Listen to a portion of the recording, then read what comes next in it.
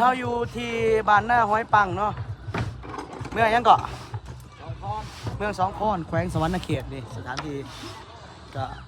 ถือว่าภายในงานก็มีประมาณ2-3 มื้อประจันเนาะแล้วก็มีศิลปินรับเชิญมาจากไทยเนี่ยว่าจะเป็น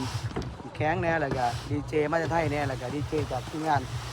ห้องแล้วก็จากฟังลาวหลายคนเนาะแล้วไปเบิ่งน้ำกันว่า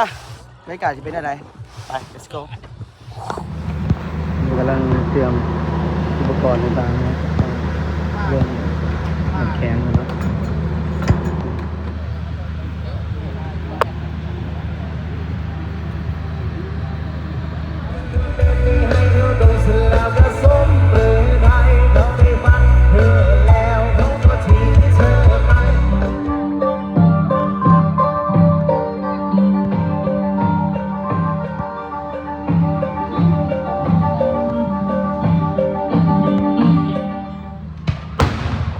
เดี๋ยวตัวเด้อพี่น้องเด้อเด้อ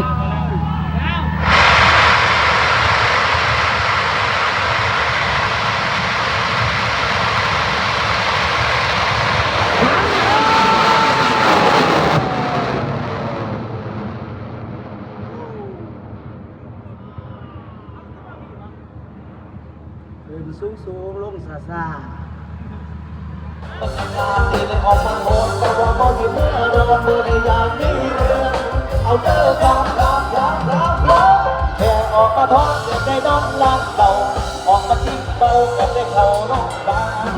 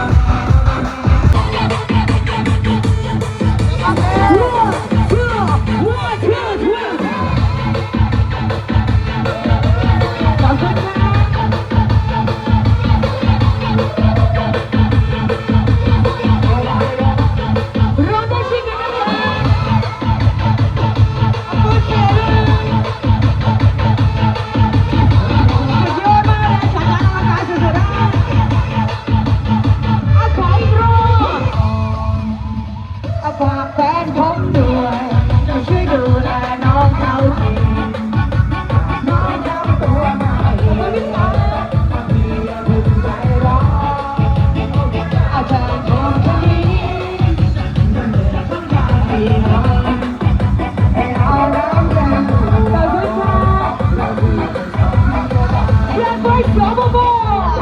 来说，知道吗？来有谁这样的呀？热，